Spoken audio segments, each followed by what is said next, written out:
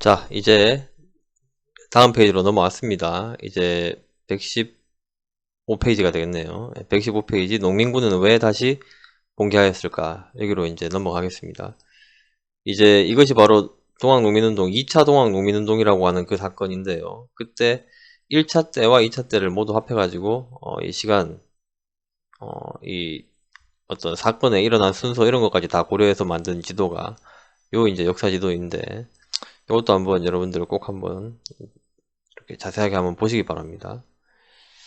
자, 그렇게 동학농민군은 일단은 전주화약을 맺고 철수를 하고 해산을 하고 이제 집강소를 통해서 그 수백 년 동안 사회에 있었던 조선사회를 개혁하게 되는데 이때 들어왔던 일본군과 청군이 나가지를 않습니다.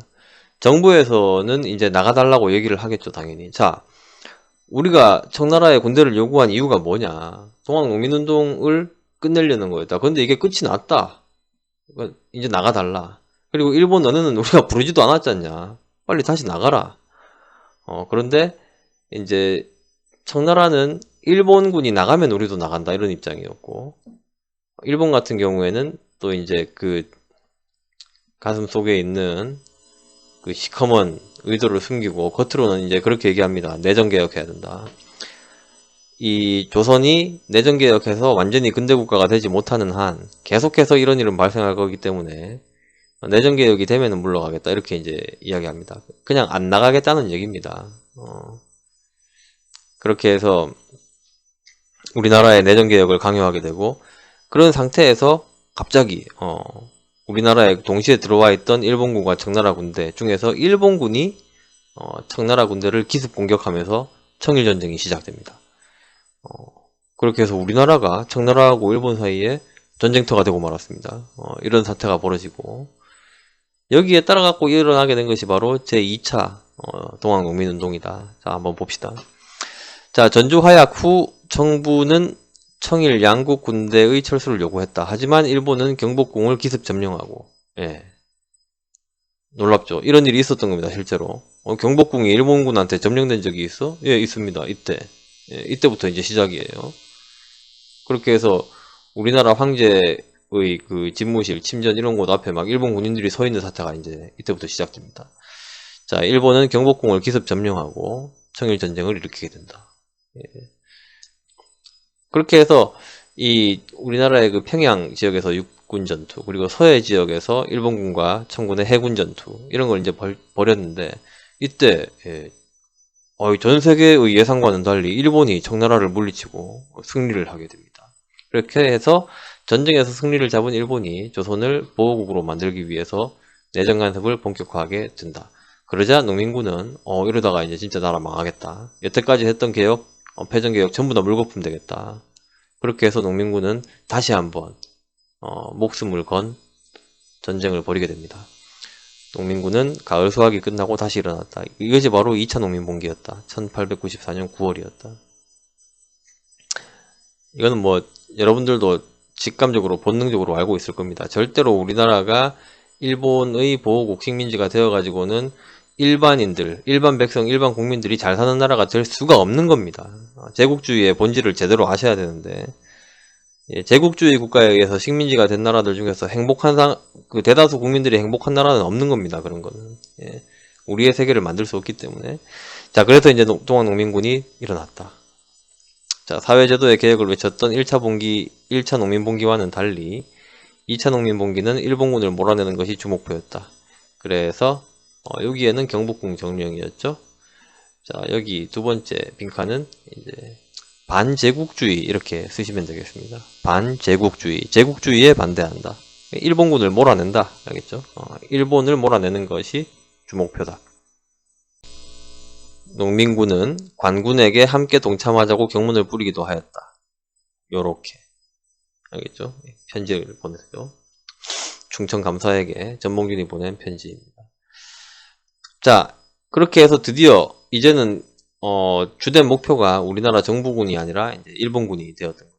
여기 보면 나오는데 그 우리나라 동학농민군이 집결한 곳이 바로 여기 논산이라고 합니다. 여기 논산에 집결해서 서울로 올라가기 위해서 이렇게 위쪽으로 올라가는 그 길목에 있는 곳이 바로 공주고, 이 공주로 가기 위한 길목, 여기가 우금치라는 고개입니다. 이 고개에서 운명을 건 대전투를 벌이게 됐던 거죠. 자, 2차 봉기에는 교주 최시영의 지시에 따라 제1차 봉기 때 적극적으로 참여하지 않았던 충청도 중심의 북접을 비롯한 동학교단 전체가 나섰다. 경상, 경기, 황해, 강원 등에서도 농민군의 봉기가 이어졌다. 자, 전봉준이 이끄는 남접, 손병희가 이끄는 북접군은 논산에 집결하여 서울로 진격하던 중 공주 우금치에서 일본군과 정부군의 연합부대와 맞닥뜨리게 된다. 이게 이 우리나라 역사의 비극인데, 이때 정부군이 동학농민군과 힘을 합쳐서 일본군과 싸우는 것이 아니라 일본군과 함께 동학농민군을 공격하게 되는 사태가 벌어지는 겁니다. 네, 그렇게 되었던 거죠. 그렇게 해서 몇 차례 밀고 밀리는 접전을 벌였지만 그 당시에 기관총 등 최신식 무기를 가진 일본군에게 동학농민군은 처절하게 패배하고 맙니다. 이게 어찌 보면 전투인데 어찌 보면은 거의 뭐 대량 학살극이라고 할 수 있을 정도로 무참하게 패배하고 말았습니다. 그 무기에 있어가지고 절대적인 열세에 있었다고 합니다. 그 당시에 우리나라 그 농민군이 가지고 있던 무기라고 해야 거의 대부분이 이제 죽창 이런 이제 그 전통적인 무기였고, 그 총이라고 해도 이 화승총 사거리 한 50m 정도에 해당하는 그 정도의 그 총이었는데, 그것도 이렇게 불 붙여서 쏘는 화승총이죠. 근데 이제 일본군 같은 경우에는 기본적으로 이 탄약을 넣고 쏘는 소총이 있었고, 그리고 아까 전에 얘기했듯이 이제 기관총이 있었습니다. 그 흔히들 따발총이라고 하는 그 다다다다 하면서 나가는 그 총인데, 사실 그런 총들은 거의 대부분 뭐 수백 미터 날아가거든요. 그러니까 사거리 50m짜리 화승총하고, 그리고 불 붙여서 쏘는 그 총과 철컥팡 철컥빵 하는 그 소총 플러스 바바바바 하는 기관총, 사거리가 수백 미터에 달하는, 그러니까 이게 도저히 상대가 안 됐던 겁니다. 그리고 그 당시에 전투 자체가 이 일본군과 정부군이 높은 고지를 점령하고 있는 상태에서 우리 농민군들이 그런 재래식 무기로 이렇게 그 산을 올라가면서 싸우는 그 형세였기 때문에 도저히 당해낼 수가 없었다고 합니다. 안타까운 일입니다. 자, 그렇게 해서 주력 부대가 패배하고 다른 지역에서도 농민군이 끝까지 항전했지만 계속 패했고, 그렇게 해서 이제 도망갔던 동학 농민군들과 그 지도자들, 전봉준, 김계난, 손아중 등 농민군 지도자들이 차례차례 살해당하거나 체포당하면서 동학 농민운동은 끝내 막을 내리고 말았다. 전봉준은 나중에 그 자기하고 친분이 있었던 사람, 믿었던 사람의 배신으로 인해서, 밀고로 인해 가지고 뚫리고 체포를 당하고, 나중에 이제 체포하는 과정에서 다리를 심하게 다쳐서 들것을 타고 있는 이 재판 받으러 가는 전봉준이 찍은 사진이 이렇게 남아 있습니다. 여기 타고 있는 이 사람이 전봉준입니다.